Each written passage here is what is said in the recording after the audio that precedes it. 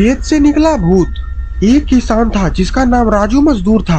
राजू अपने खेत में दिन भर मजदूरी करता और शाम को घर पर जाकर घोड़े बेचकर सोता।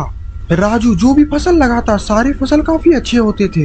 अरे बाप रे बाप, मेरा फसल तो हर बार की तरह इस बार भी काफी अच्छा हुआ है। अगर मेरी फसल हर बार इसी तरह से फलते फूलते रहे तो मैं बहुत जल्द ही फॉर्च्यूनर कार खरीद लूंगा और गांव वालों को जलाऊंगा। और राजू के घर के बगल में ही एक और घर था जिसमें एक ममता नाम की बूढ़ी औरत रहती थी। ममता राजू की तरक्की से काफी ज्यादा जलती थी क्योंकि वो उसकी पड़ोसी थी और कोई भी नहीं चाहेगा कि मेरा पड़ोसी तरक्की करे। ये राजू आजकल कुछ ज्यादा ही उड़ रहा है क्योंकि इसकी इतनी अच्छी फसल होती है। इसका कुछ इंतजाम करना पड़ेगा, नहीं तो ये मुझसे भी ज्यादा अमीर हो जाएगा और मैं नहीं चाहती कि ये मुझसे भी ज्यादा रुपया वाला हो जाए। ममता काला जादू भी जानती थी, इसीलिए वो घर में आज काला जादू करने वाली है। आज राजू मेरे हाथों से नहीं बचने वाला। मैं कुछ ऐसा काला जादू करूंगी कि उसके खेत में से भूत निकलेंगे। और फिर ममता एक गुड़िया में काला जादू कर देती है। इस गुड़िया को मुझे राजू के खेत में जाकर गाड़ना होगा। और फिर ममता आधी रात को राजू के खेत में चली जाती है। चलो अब मुझे इस गुड़िया को इस खेत में गाड़ देना होगा। ममता गुड़िया को गाड़कर उस खेत से जा ही रही होती है, तभी वहाँ पर राजू आ जाता है। क्या रे ममता, तू आखिरकार मेरे खेत में क्या कर रही है? कहीं तू मेरे खेत से बैगन तो नहीं चुरा रही? नहीं राजू, मैं तो बस हल्का होने आई थी। तुम्हें हल्का होने के लिए मेरा ही खेत दिखाई देता है क्या? अच्छा बाबा, जाती हूँ और आज के बाद मैं तुम्हारे खेत में कभी हल्का नहीं होने आऊंगी। राजू को हल्का हल्का ममता पर शक हो जाता है कि आखिरकार ममता राजू के खेत में हल्का होने नहीं आ सकती है, क्योंकि राजू ने तो सुबह में ही ममता को खेत में लोटा लेकर जाते देखा था। लगता है कि ममता का पेट कुछ ज्यादा ही खराब है।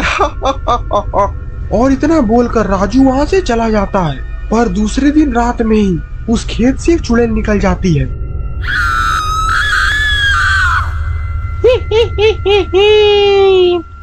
यही का तो पता मिला था मुझे।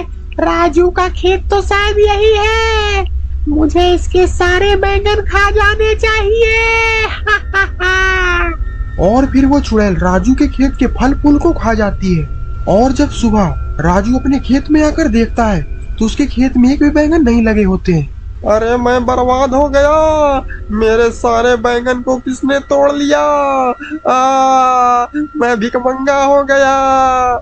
चलो कोई बात नहीं, मैं फिर से मेहनत करूंगा। और फिर राजू एक बार फिर से अपने फसल में मेहनत कर कर लगाता है, लेकिन पिछली बार की तरह इस बार भी वो चुड़ैल चुपके से रात में आती और राजू के सारे बैंगन खा जाती। बैंगन तो बहुत ही टेस्टी है। वाह राजू वाह, अगली बार भी इसी तरह बैंगन लगाना। और पिछली बार की तरह इस बार भी राजू जब सुबह उठकर अपने खेत को देखता तो उसके खेत के सारे बैंगन गायब होते हैं। अरे कौन मेरे सारे बैंगन तोड़ ले रहा है? मैं अब की बार उसे छोड़ूंगा नहीं। जो कोई भी मेरे बैंगन को तोड़ेगा मैं उसकी हड्डी तोड़ दूंगा।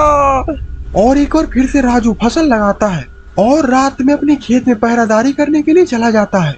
देखता हूँ कि आखिरकार कौन मेरे बैगन तोड़ता है। और उस दिन भी वो चुड़ैल राजू के बैगन खाने के लिए आ जाती है।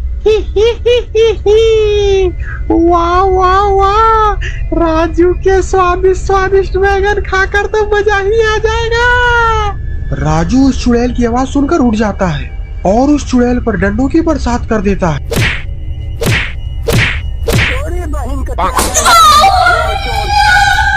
तो ये चुड़ैल मेरे बैंगन खा रही थी। आज के बाद मैं रोज अपने खेत में पहरादारी करूंगा और जो कोई भी मेरे बैंगन को खाने आएगा उसका हाल यही होगा। और तब से राजू की फसल काफी अच्छी होने लगी, जिससे कि राजू दिन पर दिन अमीर हो जाता है।